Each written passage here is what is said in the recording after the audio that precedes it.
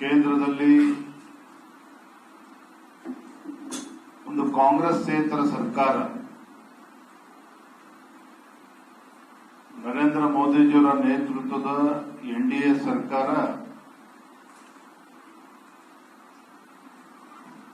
ಸತತವಾಗಿ ಮೂರನೇ ಬಾರಿಗೆ ಅಧಿಕಾರಕ್ಕೆ ಬಂದು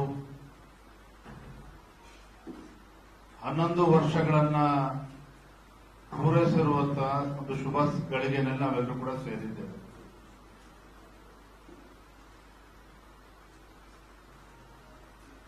ನರೇಂದ್ರ ಮೋದಿಜಿಯವರು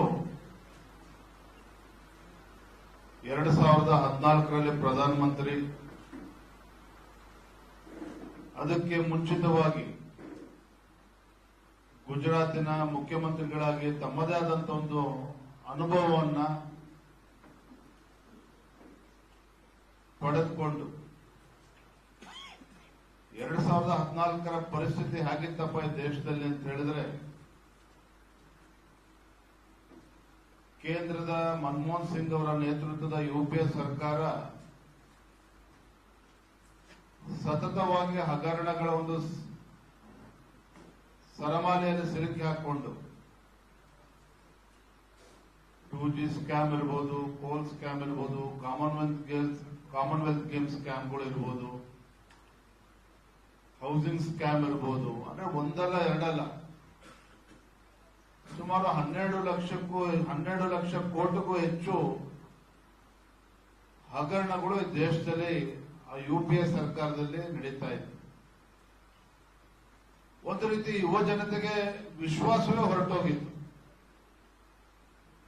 ಭಾರತದಲ್ಲಿ ಯಾವುದೊಂದು ಅಭಿವೃದ್ಧಿಯನ್ನ ಕಾಣೋದಕ್ಕೆ ಸಾಧ್ಯ ಇಲ್ಲ,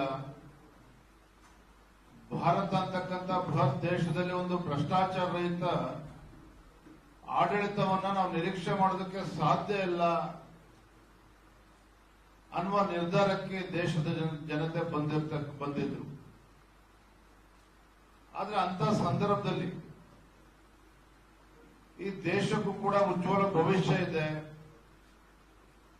ಭಾರತದಲ್ಲಿ ಒಂದು ಭ್ರಷ್ಟಾಚಾರ ರಹಿತ ಆಡಳಿತವನ್ನ ನೀಡಬಹುದು,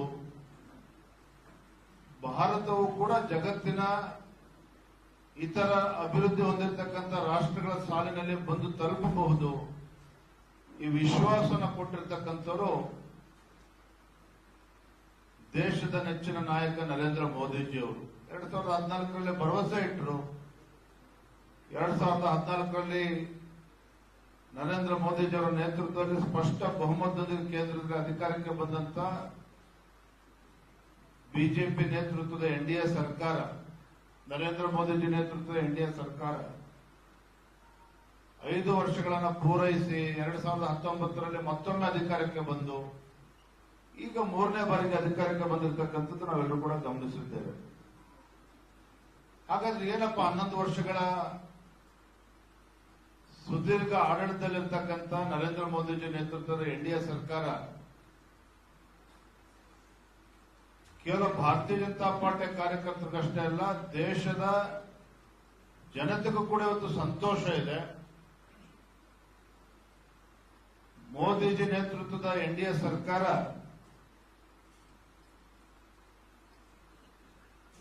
ದಿಟ್ಟ ನಿರ್ಧಾರಗಳನ್ನ ತೆಗೆದುಕೊಳ್ಳುವ ಮುಖೇನ ಭಾರತವನ್ನ ಸದೃಢವಾಗಿ ನಡೆಸ್ತಾ ಇದ್ದಾರೆ. ಭಾರತದಲ್ಲಿ ಅಭಿವೃದ್ಧಿ ಕೆಲಸ ಕಾರ್ಯಗಳು ನಡೀತಾ ಇದೆ. ಈ ದೇಶ 2047ನೇ ಇಸ್ವಿಗೆ ಭಾರತ ಅಭಿವೃದ್ಧಿ ಹೊಂದಿರತಕ್ಕಂಥ ದೇಶ ಆಗಿ ಪರಿವರ್ತನೆ ಆಗಬೇಕು. ಆ ನಿಟ್ಟಿನಲ್ಲಿ ಒಂದು ವಿಶ್ವಾಸ ಬರುವಂತ ರೀತಿಯಲ್ಲಿ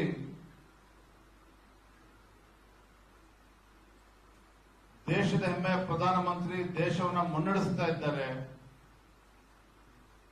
ಒಂದೇ ಮಾತನ್ನು ಹೇಳಬೇಕು ಅಂದ್ರೆ, ಕಳೆದ 11 ವರ್ಷ ಆಡಳಿತ ವೈಖರಿ ಹೇಗಿದೆಯಪ್ಪ ಅಂತ ಹೇಳಿದ್ರೆ, ಒಂದು ಸುವರ್ಣಾಕ್ಷರದಲ್ಲಿ ಬಂದಿಡತಕ್ಕಂಥ ಒಂದು ಉತ್ತಮ ಆಡಳಿತ ನರೇಂದ್ರ ಮೋದಿಜಿ ನೇತೃತ್ವದ ಎನ್ಡಿಎ ಸರ್ಕಾರ ನೀಡ್ಕೊಂಡು ಬರ್ತಾ ಇದೆ ಅನ್ನುವ ಸಂತೋಷ, ಸಂತೃಪ್ತಿ ದೇಶದ ಜನತೆಗಿದೆ.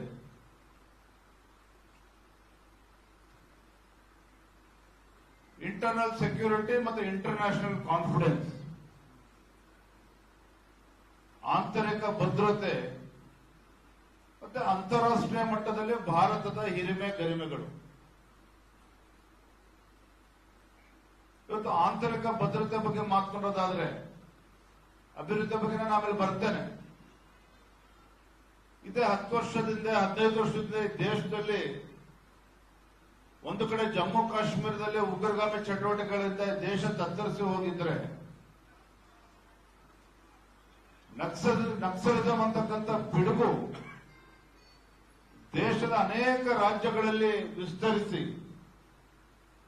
ಒಂದು ರೀತಿ ದೇಶದಲ್ಲಿ ಒಂದು ಅಸ್ಥಿರತೆಯನ್ನ ಕಾಡ್ತಾ ಇತ್ತು. ಒಂದು ಕಡೆ ಉಗ್ರಗಾಮಿ ಚಟುವಟಿಕೆಗಳು, ಮತ್ತೊಂದು ಕಡೆ ನಕ್ಸಲಿಸಂ, ಟೆರರಿಸಂ ಮತ್ತು ನಕ್ಸಲಿಸಂ ಇವೆರಡೂ ಕೂಡ ಈ ದೇಶವನ್ನ ಕಿತ್ತು ತಿಂದು ಹಾಕ್ತಾ ಇತ್ತು. ದೇಶದಲ್ಲಿ ಯಾವುದೇ ರೀತಿ ಭಾರತದ ಬಗ್ಗೆ ವಿಶ್ವಾಸ ಬರ್ತಾ ಇರಲಿಲ್ಲ ಜಗತ್ತಿನಲ್ಲಿ. ಈ ರೀತಿ ನಡೀತಾ ಇತ್ತು.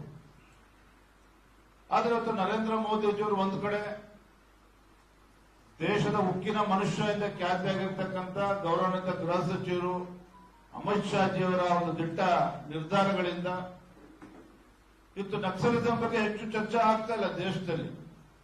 ಕರ್ನಾಟಕದಲ್ಲೂ ಚರ್ಚೆ ಆಗ್ತಾ ಇಲ್ಲ, ಪಕ್ಕದ ತೆಲಂಗಾಣ ರಾಜ್ಯದಲ್ಲೂ ಕೂಡ ಚರ್ಚೆ ಆಗ್ತಾ ಇಲ್ಲ, ಛತ್ತೀಸ್ಗಢದಲ್ಲೂ ಕೂಡ ಚರ್ಚೆ ಆಗ್ತಾ ಇಲ್ಲ. ಅಂದ್ರೆ ನಕ್ಸಲಿಸಂ ಅನ್ನ ಬುಡ ಸಮೇತ ಕಿತ್ತಾಕದಲ್ಲಿ ಒಂದು ಮೋದಿಜಿ ನೇತೃತ್ವದ ಎನ್ಡಿಎ ಸರ್ಕಾರ ಯಶಸ್ವಿಯಾಗಿದೆ. ಒಂದು ಕೊನೆ ಹಂತದಲ್ಲಿ ಇವತ್ತು ನಕ್ಸಲಿಸಂ ಅಂದ್ರೆ ಕೊನೆ ಹಂತದಲ್ಲಿ ಇವತ್ತು ಬಂದಂತೆ ಅದನ್ನು ಕೂಡ ಬುಡ ಸಮೇತ ಕಿತ್ತಾಕ್ತಕ್ಕಂಥ ಕೆಲಸ ನಮ್ಮ ಎನ್ಡಿಎ ಸರ್ಕಾರ ಮಾಡಲು ಯಶಸ್ವಿಯಾಗಿದೆ ಅನ್ನೋದನ್ನ ಈ ಸಂದರ್ಭದಲ್ಲಿ ಬಹಳ ಹೆಮ್ಮೆಯಿಂದ ಹೇಳೋದಕ್ಕೆ ಇಚ್ಛೆ ಪಡ್ತೇನೆ. ಆರ್ಟಿಕಲ್ 370 ಒಪ್ಕೊಳ್ತಾ ಇದ್ದು ಭಾರತೀಯ ಜನತಾ ಪಾರ್ಟಿ ತನ್ನ ಪ್ರಣಾಳಿಕೆಯಲ್ಲಿ ಹಲವಾರು ವರ್ಷಗಳಿಂದ ಪ್ರತಿ ಲೋಕಸಭಾ ಚುನಾವಣೆಯಲ್ಲೂ ಕೂಡ ಅದನ್ನು ನಾವು ಘೋಷಣೆ ಮಾಡ್ತಾ ಇದ್ವಿ. ಆದ್ರೆ ನರೇಂದ್ರ ಮೋದಿಜಿಯವರ ದಿಟ್ಟ ನಾಯಕತ್ವದಿಂದ ಯಾವ ಆರ್ಟಿಕಲ್ 370 ಮುಟ್ಟಿದ್ರೆ ರಕ್ತದೊಕ್ಕಳೆ ಆಗ್ತದೆ, ಜಗತ್ತಿನ ಮುಂದೆ ನಾವು ಉತ್ತರ ಕೊಡೋದಕ್ಕೆ ಕಷ್ಟ ಆಗ್ತದೆ ಅಂತೇಳಿ ಕಾಂಗ್ರೆಸ್ ಸರ್ಕಾರಗಳಿದ್ದಾಗ ಹಿಂಜರಿತಾ ಇದ್ರು. ಅದೇ ಆರ್ಟಿಕಲ್ 370 ಯಾವ ನಮ್ಮ ಭಾರತದ ಒಂದು ಆಂತರಿಕ ಭದ್ರತೆಗೂ ಕೂಡ ಇವತ್ತು ತೊಂದರೆ ಆಗ್ತಾ ಇತ್ತು ಅಂತ ಆರ್ಟಿಕಲ್ 370 ತೆಗೆದು ಹಾಕುವ ಮುಖೇನ ಇವತ್ತು ಜಮ್ಮು ಕಾಶ್ಮೀರದಲ್ಲೂ ಕೂಡ ಶಾಂತಿ ಸುವ್ಯವಸ್ಥೆ ಕಾಪಾಡತಕ್ಕಂತ ನೆಲೆಸ್ತಕ್ಕಂಥ ವಾತಾವರಣ ನಿರ್ಮಾಣ ಆಗಿದೆ. ಲಕ್ಷ ಸಂಖ್ಯೆಯಲ್ಲಿ ಅಲ್ಲೂ ಕೂಡ ಪ್ರವಾಸಿಗರು ಹೋಗ್ತಾ ಇರ್ತಕ್ಕಂಥ ತಾವೆಲ್ಲರೂ ಕೂಡ ನೋಡಿದ್ದೀವಿ.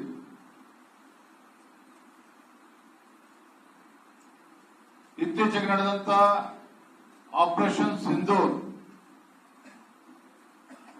ಅದಕ್ಕೆ ಮುಂಚೆ ನಡೆದಂತ ಸರ್ಜಿಕಲ್ ಸ್ಟ್ರೈಕ್ಗಳು, ಅಂದ್ರೆ ಯಾಕೆ ಈ ಸಂದರ್ಭದಲ್ಲಿ ಉಲ್ಲೇಖ ಮಾಡ್ತಾ ಇದ್ದೇನೆ ಅಂತ ಹೇಳಿದ್ರೆ, ಇವತ್ತು ನಮ್ಮ ದೇಶಕ್ಕೊಂದು ದಿಟ್ಟ ನಾಯಕತ್ವ ಸಿಕ್ಕಿದೆ. ಪೆಹಲ್ಗಾಮ್ನಲ್ಲಿ ಆದಂತ ಘಟನಾವಳಿಗಳಿರ್ಬೋದು, ಅದ್ರ ಹಿಂದೆ ನಡೆದಂತ ಘಟನೆಗಳಿರ್ಬೋದು, ಏನೇ ರೀತಿ ಉಗ್ರಗಾಮಿ ಚಟುವಟಿಕೆ ನಡೆದರೆ there is zero tolerance for terrorism. ಈ ರೀತಿ ಘಟನೆಗಳು ನಡೆದಾಗ ಅದಕ್ಕೆ ತಕ್ಕ ಪ್ರತಿಕ್ರಿಯೆಯನ್ನ ಉತ್ತರವನ್ನ ನೀಡತಕ್ಕಂಥ ಶಕ್ತಿ ಭಾರತಕ್ಕಿದೆ ಅನ್ನೋದನ್ನ ಇವತ್ತು ಆಪರೇಷನ್ ಸಿಂಧೂರ್ ಸರ್ಜಿಕಲ್ ಸ್ಟ್ರೈಕ್ ಮುಖೇನ ಜಗತ್ ಜಾಹೀರಾಗಿರ್ತಕ್ಕಂಥದ್ದು ಕೂಡ ನಾನು ಈ ಸಂದರ್ಭದಲ್ಲಿ ಉಲ್ಲೇಖ ಮಾಡೋದಕ್ಕೆ ಇಚ್ಛೆ ಪಡ್ತೇನೆ. ಮತ್ತೆ ಕಳೆದ 11 ವರ್ಷದಲ್ಲಿ ಪ್ರತಿಯೊಬ್ಬರು ಕೂಡ ಗಮನಿಸ್ತಾ ಇರ್ತಕ್ಕಂಥದ್ದು ಹೆಮ್ಮೆ ಪಡುವಂತ ವಿಚಾರ ಅಂತ ಹೇಳಿದ್ರೆ, ಹಿಂದೆ ಭಾರತ ಅಂತ ಹೇಳಿದ್ರೆ ಭ್ರಷ್ಟಾಚಾರ, ಭಾರತ ಮತ್ತೆ ಭ್ರಷ್ಟಾಚಾರ ಒಂಥರ ಸಿನಾನಿಮಸ್ ಟರ್ಮ್ಸ್.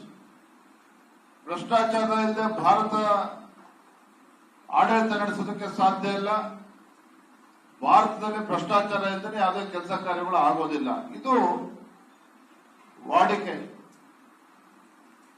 ಆದ್ರೆ ನಮ್ಮ ನರೇಂದ್ರ ಮೋದಿಜಿ ನೇತೃತ್ವ ಸರ್ಕಾರ ಬಂದ ನಂತರದಲ್ಲಿ ಕಳೆದ 11 ವರ್ಷದಲ್ಲಿ ಯಾವುದೇ ಒಂದು ಭ್ರಷ್ಟಾಚಾರದ ಪ್ರಕರಣಗಳು ಕೇಂದ್ರ ಸರ್ಕಾರದಲ್ಲಿ ನಡೆಯುವುದಿಲ್ಲ. ವಿರೋಧ ಪಕ್ಷದವರು ಸಹ ಯಾವುದೇ ಒಂದು ಭ್ರಷ್ಟಾಚಾರದ ಆರೋಪವನ್ನ ಕಳೆದ 11 ವರ್ಷದಲ್ಲಿ ನಮ್ಮ ಎನ್ಡಿಎ ಸರ್ಕಾರದ ವಿರುದ್ಧ ಮಾಡೋದಕ್ಕೆ ಸಾಧ್ಯ ಆಗಿಲ್ಲ ಅಂತ ಹೇಳಿದ್ರೆ ಅದಕ್ಕೆ ಕಾರಣ ಪ್ರಧಾನಮಂತ್ರಿ ನರೇಂದ್ರ ಮೋದಿಜಿಯವರು. ಯಾಕೆಂದ್ರೆ ಪ್ರಧಾನಮಂತ್ರಿ ನರೇಂದ್ರ ಮೋದಿಜಿಯವರಿಗೆ ಸ್ಪಷ್ಟತೆ ಇದೆ. ಅವರು ಪ್ರತಿ ಬಾರಿನೂ ಕೂಡ ಹೇಳ್ತಾ ಇರ್ತಾರೆ, ನಾನು ಈ ದೇಶದ ಪ್ರಧಾನಮಂತ್ರಿ ಅಲ್ಲ, ದೇಶದ ಸೇವಕ. ಈ ದೇಶದ ಸೇವಕನಾಗಿ ಇವತ್ತು ಸೇವೆ ಮಾಡ್ತಾ ಇದ್ದೇನೆ ಅನ್ನೋ ಮಾತನ್ನು ಹಲವಾರು ಬಾರಿ ಅನೇಕ ಸಂದರ್ಭಗಳಲ್ಲಿ ಹೇಳಿದ್ದಾರೆ. ಅದನ್ನ ಯಥಾವತ್ತಾಗಿ ಅನುಷ್ಠಾನ ಮಾಡಿದ್ದಾರೆ. ಅರ್ಥಾತ್ ಯಾವುದೇ ಒಂದು ಭ್ರಷ್ಟಾಚಾರದ ಆರೋಪ ಇವತ್ತು ಕೇಂದ್ರದ ಮೇಲೆ ಇಲ್ಲ ಅಂತ ಹೇಳಿದ್ರೆ ಅದಕ್ಕೆ ಅದರ ಶ್ರೇಯಸ್ಸು ಇವತ್ತು ನರೇಂದ್ರ ಮೋದಿಜಿಯವರಿಗೆ ಸಲ್ತದೆ.